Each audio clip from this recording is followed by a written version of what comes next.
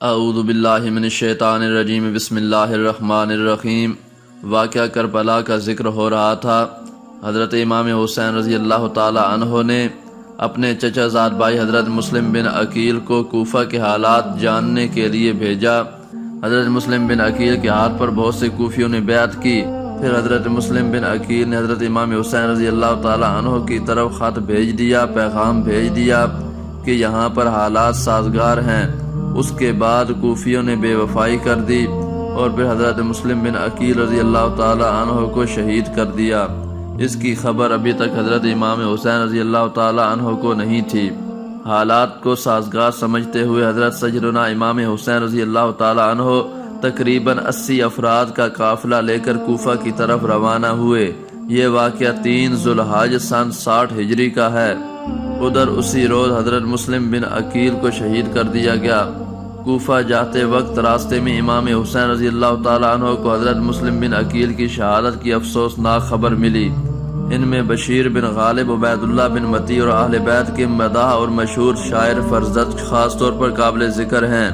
ان سب نے سیدنا امام حسین رضی اللہ تعالی عنہ کو آگے جانے سے منع فرمایا۔ یہ حالات سننے کے بعد امام حسین رضی اللہ تعالی عنہ کے ساتھیوں میں مختلف خیالات پیدا ہوئے۔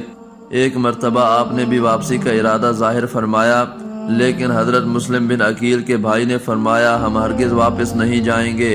طویل گفتگو کے بعد یہی طے پایا کہ کوفہ جانا چاہیے۔ جب قافلہ کوفہ کے قریب پہنچا تو حر بن یزید سے ملاقات ہوئی۔ حر کے ساتھ 1000 فوجی سوار تھے۔ اس نے امام حسین رضی اللہ تعالی عنہ سے عرض کیا کہ میں آپ کا خیر خواہ اور وفادار ہوں، مگر سرکاری ملازمت میری مجبوری ہے۔ مجھے ابن زیاد نے آپ کو گرفتار کر کے اس کے پاس لانے کا حکم دیا ہے۔ میں آپ کے ادب و احترام کی وجہ سے آپ کو گرفتار نہیں کرتا، لیکن آپ بھی میرے حال پر مہربانی فرمائیں اور کوفہ میں داخل نہ ہوں۔ مجبوراً سیدنا امام حسین رضی اللہ تعالی عنہ کو کوفہ میں داخل ہونے کی بجائے قریب ہی میدان کربلا میں پڑاؤ ڈالنا پڑا۔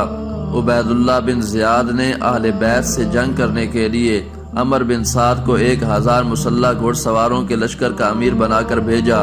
ابن زیاد نے بعد میں مزید کمک بھی بھیجی اور اس کے لشکر کی تعداد تقریباً 22,000 تک پہنچ گئی۔ گنتی کے مقدس افراد کا مقابلہ کرنے کے لیے اس لاتعداد لشکر کا پہنچ جانا ان لشکریوں کی بزدلی اور اہل بیت اطہار کی عظمت و شجاعت کا زندہ ثبوت ہے۔ پھر اس پر بھی بس نہیں، کوفی فوجیوں کو اس قدر خوف تھا کہ اتنی کثرت کے باوجود باقاعدہ جنگی تدبیریں اور حکمت عملیاں اختیار کی گئیں۔ 3 دن تک پانی بند کر دیا گیا۔ سیدنا امام حسین رضی اللہ تعالی عنہ کسی صورت بھی جنگ نہیں کرنا چاہتے تھے اور خصوصاً تلوار چلانے میں پہل کرنے کا تو سوال ہی پیدا نہیں ہوتا تھا، لیکن جو حالات نظر آ رہے تھے ان حالات میں مخالفین پر حجت قائم کرنے کی غرض سے آپ نے فرمایا میری 3 باتوں میں سے کوئی ایک بات تسلیم کر لو۔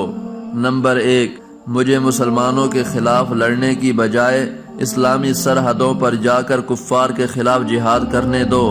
نمبر 2، یا مجھے مدینہ شریف جانے دو۔ نمبر 3، یا یزید سے میری ملاقات کرا دو تاکہ میں اس سے خود بات کر کے مصالحت کی صورت نکال سکوں۔ عمر بن سعد نے یہ باتیں ابن زیاد تک پہنچا دیں، مگر ابن زیاد نے ان میں سے ایک بات کو بھی قبول نہ کیا اور امام حسین سے بیعت کا مطالبہ کرتا رہا۔ امام حسین نے بیعت سے انکار فرما دیا، جس پر کوفیوں نے جنگ چھیڑ دی۔